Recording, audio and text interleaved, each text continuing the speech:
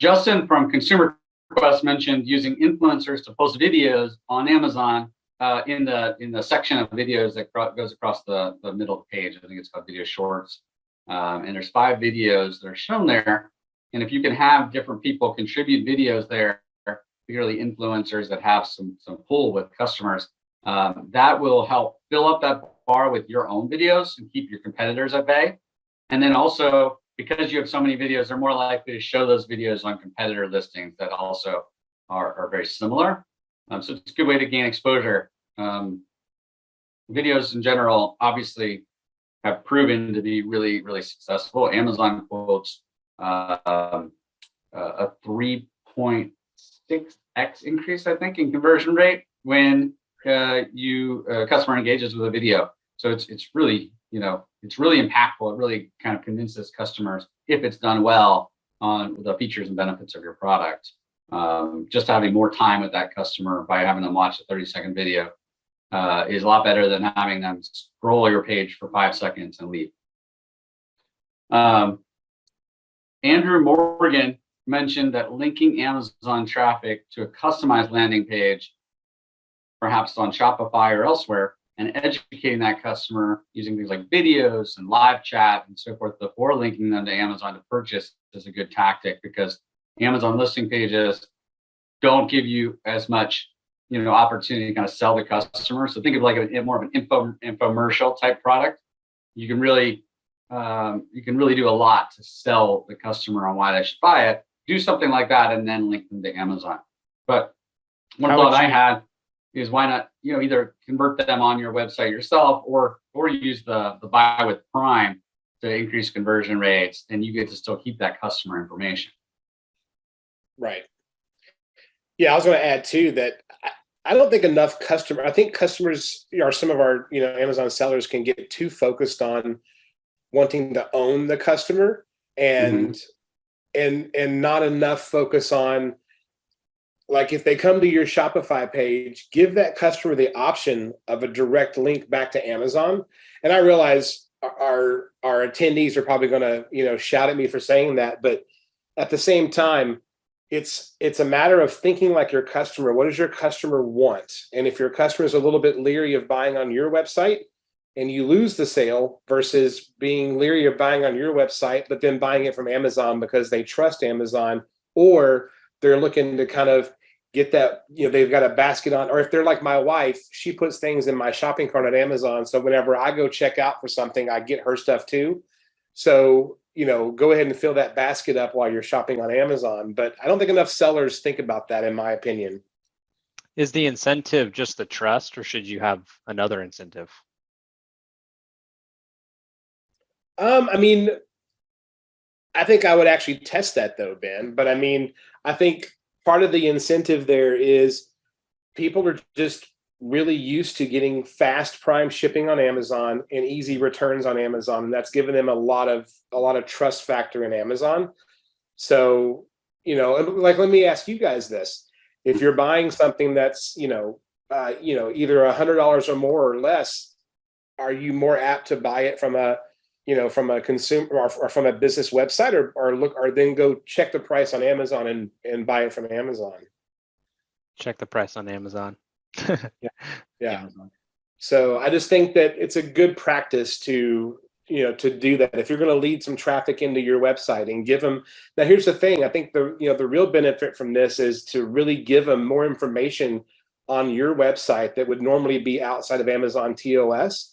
The images can have more detail on it than Amazon would pull down, or the videos can have better text on it that you couldn't do on Amazon, to really get that customer converted on the website. And when they go to Amazon, they're less likely to shop around, or send them to your storefront page, or a dynamic detail page, and get them in there. Particularly if it's something that Amazon prohibits, like saying something like anti-inflammatory or something like that. Exactly. Yeah. It's a really great opportunity. Yeah, I really like how Anchor has kind of done this historically. They've initially, when they launch a product, they've historically linked only to Amazon, because they know Amazon benefits from that external traffic. And then they do a co-buy box. Buy on Amazon or buy on their website so that a customer that's maybe a little leery about buying on Anchor's website, they have the option to buy on Amazon. But if a product's already well established and everything else, they don't need any external traffic on Amazon. They just exclude Amazon and only have their own buy box. I think that's really smart because you're kind of really kind of catering it to your business needs because it's obviously in your best interest to have the customer. Now with Buy with Prime, that's a really attractive option because you can still maintain all that customer data and still give the customer what they really love about Amazon, which is fast shipping, good customer service, fair pricing, and good reviews.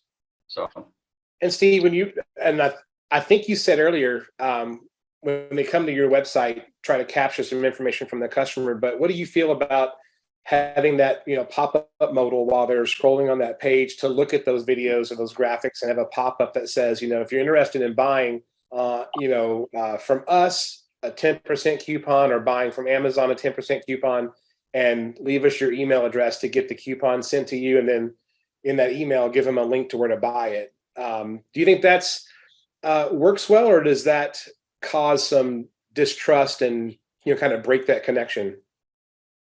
So I see this all the time. I just was on a website moments before I joined this webinar, and I was literally on the site for less than 10 seconds and a big pop-up modal pops up saying save 20%.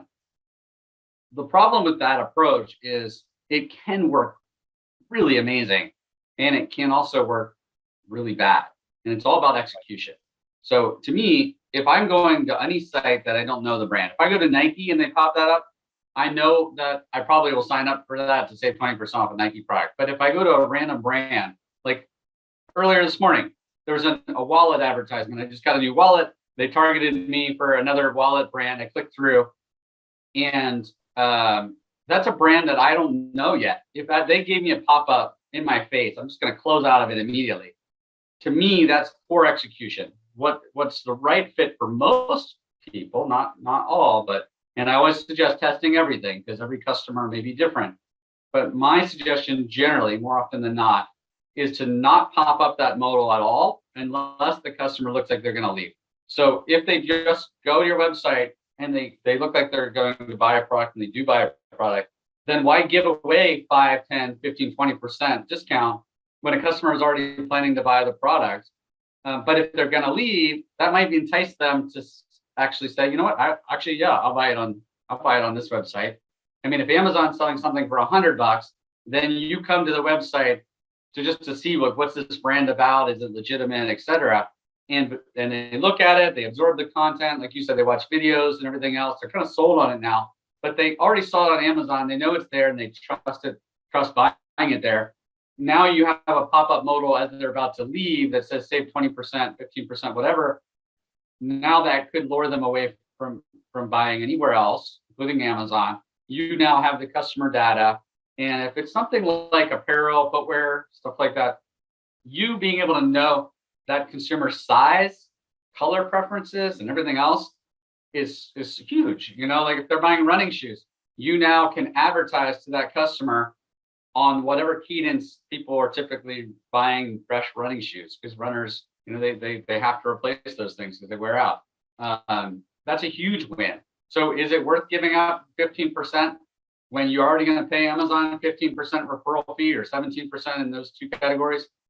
Absolutely. In my opinion, it's well worth it. Really helps you acquire new customers. And that's one of the reasons that we like to build a brand, not just become an Amazon seller account, build a brand and leverage Amazon for brand visibility. And then consider, how can I use Amazon to acquire new customers? And that can be QR codes on your product, inserts, just the normal customer cadence of just, I'm going to check out this brand by poking in Google what the brand name is and seeing what the brand's all about. All of those allow you to get the customer on your website. At the very least, you cookie them and you could remarket to them. And hopefully they've given you either a pop-up modal email address or text message number, or better yet, they actually made a transaction with you.